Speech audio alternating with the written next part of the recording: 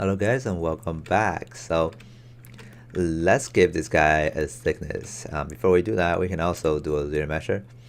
It's half the poly count. Now it's pretty heavy, right? So if we use lab boolean with this guy, it's gonna be pretty hard to control or or at least the performance will be really low. All right. We can do a deformation polish by feature. And then let me try that again, right? Go for half. It's gonna be easier and easier every time when we do this because it's gonna be reducing the poly count every time. So it's always half of the calculation.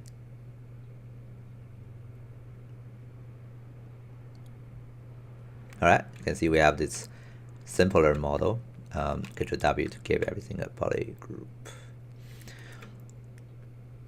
All right, hopefully that's not gonna be a problem. We can do the same as the measure one more time just to make it recalculate to get a better representation. All right, the BDM again, I'm gonna go for extrude, Control W to give everything a group. We can extrude everything out. So extrude all polygons. Okay, let's extend it out. All right, cool. Again, those are going to be our cutting mode, right? So back here to this guy, we can hit D button to smooth preview it. Yes. Go to the sub tool, and then we click on that little arrow here to make it a start for lab boolean. And then for the bottom one, we make it a subtractive shape, and we turn on lab boolean and Shift F to turn off that smooth preview. Right? You can see now we're cutting the foot out. And we can drag it down to cut more, or we can drag it up to cut less, right? So that's basically now how we can get something more or less like this, right? There's some imperfections here and there, but we're getting something, right? That's probably good enough already. You know, we don't have to be making everything like exactly perfect and, you know, super good by any means. We just need to, you know, make it looks more or less like it. Sometimes human mind can actually compensate on the imperfections. Okay. Yeah. There's one more thing we can do just to make this look a little bit interesting. So let me turn off lab boolean, and then we can use extrude. So let me try if I can just do it here right now. Maybe I can because there's so many different pieces. So I'm gonna use the extrude again, but this time just or Control Z to go back before I extrude it out. With that show as reference when I'm extruding, right, to here, you know, I kind of need to drag it down to the proper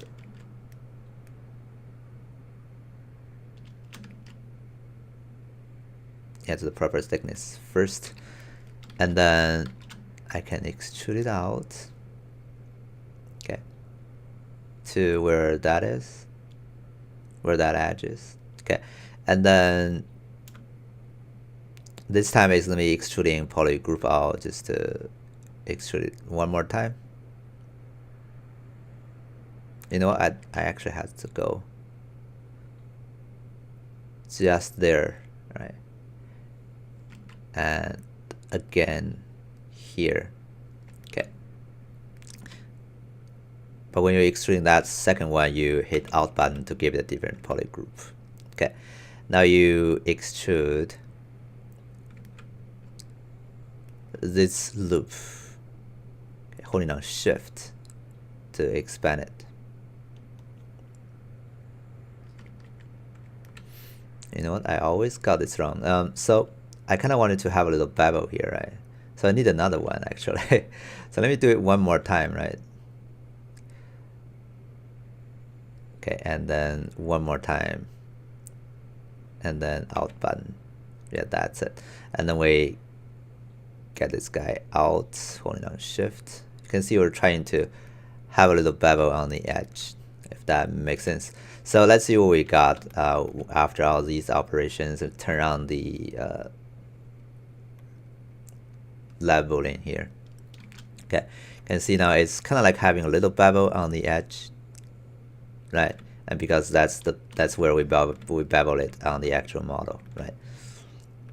Okay, we can hit D button and hit yes to smooth preview it. That's gonna give us a bit smoother transition over there, right?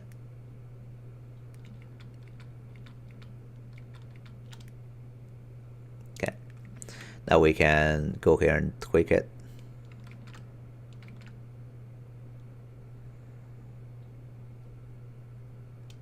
To determine how much of an extension we have to make a smoother arc, and sometimes you will introduce artifacts just because of that. Okay. Anyway, we could be able to fix those artifacts because they're separated geometries. Because I think that expansion actually edges into itself, right? Yeah. It's already there anyways. So yeah, to make this actual model, right, what we can do is we grab our original model here, and then don't forget to Control D to subdivide it to the proper subdivision.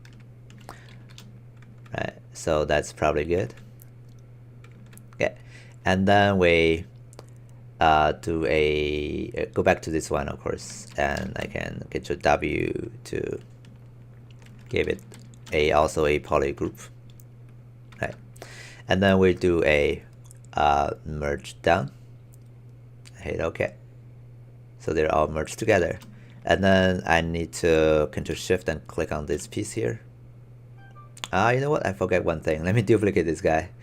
And then go back to the original one. We Control Shift and click on that. Do a delete hidden. And this guy we do a delete hidden, right? To go back to the state that we don't have the combination. And then I need to Control D to subdivide this guy also. I always forget that for some reason.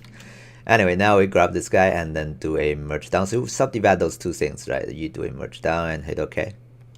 And then you want to Control Shift and click on this guy, and you mark it as subtractive shape. That's going to be in the poly grouping, and there is a group by group as data mesh subdivision, and that's going to make it a subdivision data mesh. Okay, and then you can either data mesh this, which would be problematic sometimes, or you can still do the boolean. So what you have to do is, let me turn off that lab boolean, is and also let's save it. Bottom boolean. So we can do hit the W button, make sure that you don't have symmetry on, go to the gears, so we can do remesh by unit. This is gonna do a calculation with lab boolean to basically lab boolean it, but create a final model out of it. Okay, so now we have a model that is having the actual boolean results. Okay, all right.